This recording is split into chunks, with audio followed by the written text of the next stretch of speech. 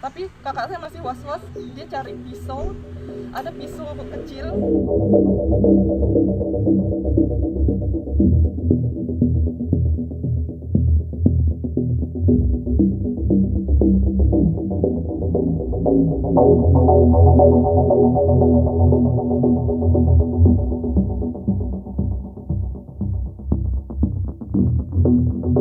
Di Solo, seminggu setelah saya balik dari Solo, saya itu ke Surabaya.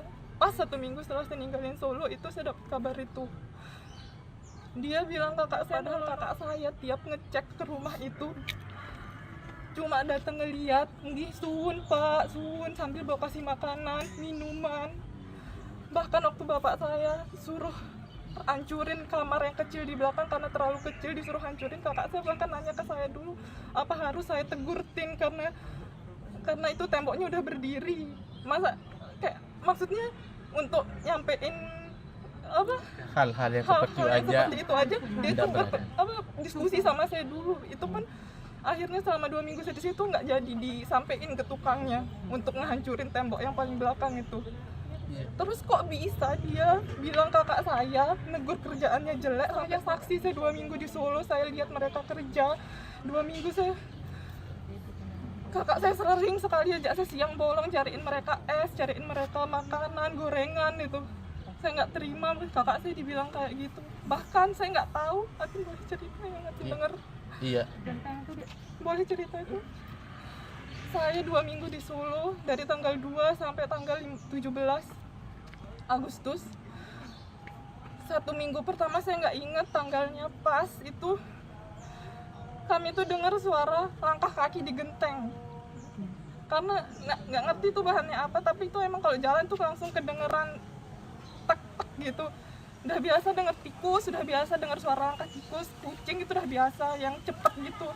Terus waktu itu saya tuh kebetulan tidur habis Isya, terus kebangun jam setengah 12 untuk skincare kayak gitu biasa. Pas saya bangun itu, pas sekali itu dari arah depan itu langkah kaki pelan, setiap ngerti ya langkah manusia sekali diem, satu langkah lagi diem, dan itu bukan langkah kecil. Jadi kayak berusaha menghilangkan suara gitu, tiap sekali langkah stop gitu. Sampai akhirnya saya tuh merasa dia tuh mendekat ke arah kita ke apa sih? Lubang ventilasi plafon. Lubang ventilasi yang di dekat kamar mandi itu kayak bisa dibuka. Saya tuh udah kaku, itu udah nggak berani bergerak aslinya, tapi saya takut terjadi apa-apa. Akhirnya saya bangunin kakak saya itu, saya bangunin, dan kita tuh jelas denger langkahnya. Waktu saya bangun kakak saya tuh kayak dia tuh masih sempat melangkah beberapa langkah. Karena saya udah ada temen gitu, saya berani bersuara, saya batuk, saya kayak setel lagu, karena biar saya tuh merasa kita tuh masih bangun, dia nggak berani kayak gitu. Saya mikirnya itu hanya pencuri gitu ya. Terus akhirnya karena saya udah batuk, itu langsung hilang suaranya, tenang. Tapi kakak saya masih was-was, dia cari pisau, ada pisau kecil, itu dia pegang, terus saya dicarikan cutter. Saking kita udah takut, kita hanya berdua di rumah itu, sedangkan sebelah rumah kakak saya yang lagi direnov kosong. Kami ketakutan gitu, ya udah pegang itu. Semalam terjaga sekitar sampai jam 2-an, terus terus kami sempat ketiduran. Kakak saya nggak ingat jamnya, tapi itu tengah malam bangunin saya lagi, karena dia tuh denger gerak, langkah itu bergerak lagi. Terus ya kami bangun, terus kayak ngerasa itu udah hilang kan, jadi kami tenang gitu, tenang udah hilang. Tapi ya saya suruh kakak saya tidur, saya aja yang bangun gitu, saya yang jaga. Saya udah ngerasa tenang, tapi karena langkahnya itu nggak ada. Tapi setelah saya pikir-pikir, kalau emang udah nggak ada, harusnya kan ada langkah menjauh. Itu langsung hilang, sampai pagi tuh nggak ada. Saya tuh nggak tidur sampai subuh, saking takutnya itu. Jadi saya tuh ngerasa mungkin dia tuh diem di situ karena ketahuan. Nah setelah besoknya atau 2 hari berikutnya kak saya dengar lagi langkah kayak gitu, tapi kurang jelas, samar-samar. Nah tanggal berapa saya ke Jogja? Tanggal 13 ke Jogja, hari Minggu pokoknya. Tanggal 13 bulan ini ya? Iya, bulan ini itu saya ke Jogja. Nah karena kejadian itu, akhirnya saya waktu ke Jogja itu saya amanin laptop saya, karena saya tuh ngerasa pencuri. Kita amanin apa yang bisa kita amanin.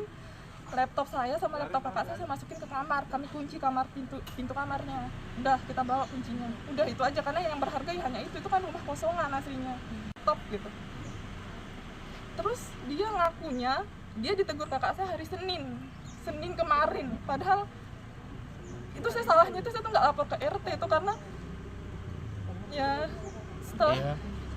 Itu udah nggak ada kesana pikiran. tuh, sementara hari Senin kakak saya ada kegiatan di kampus. Ada berapa tukangnya di situ? Saya lupa, pokoknya tiga tuh ada tuh, 4 nggak 2 orang, bukan 2 orang, lebih 3, 4 nggak inget saya, pokoknya lumayan lah. Artinya dia udah lama bekerja di rumah itu. Saya waktu pertama kali datang ke situ langsung dibawa kakak saya ke rumah temennya itu. Ini rumah temennya, rumah kakak saya itu sebelahnya pas batas tembok. Itu saya pertama kali, saya nggak tahu ya, itu baru datang, saya nggak tahu sebelumnya gimana, tapi kakak saya baru datang tuh perkenalan sama tukangnya. Oh permisi Pak, nggih saya yang punya rumah, ini saya Mbak Dian. Dia sampai perkenalan, ini saya temannya Mbak Adel, ini yang punya rumah, saya sementara tinggal di sini, kalau butuh bantuan apa-apa. Maksud saya tuh kayak itu sebuah perkenalan awal ya. Jadi saya ngerasa sebelumnya mungkin nggak sering ada interaksi. Kalau saya nangkepnya, karena itu hari pertama saya di Solo, itu hari pertama dia tuh langsung perkenalan ke tukang-tukang itu, kayak saya punya rumah, kalau misalnya ada butuh bantuan langsung aja ke sebelah kayak gitu. Saya nggak ngerti dari kesaksian dia tuh yang mengarah ke kakak saya tuh mana itu fitnah semua. Maaf nih, sebelum kejadian yang menimpa almarhum, apa almarhum pernah bercerita apa kayak gitu? Nggak pernah cerita, cuman waktu setelah kejadian langkah kaki di atap itu, kakak tuh cerita di WA grupnya tuh ada rumah yang kemalingan. Jadi kami ngerasa itu emang maling, emang pencuri gitu, bukan pembunuh gitu. Tapi ya kita waktu itu juga nggak ngerti kenapa tetap tenang tinggal berdua ya, hanya andalan berdoa aja udah. Setelah itu emang nggak ada kejadian apapun, aman sampai saya pulang. Dan saya nyeselnya itu nggak suruh kakak saya balik ke rumah yang dia tinggal sama teman-temannya, karena dia tuh sendiri di situ, modal nekat.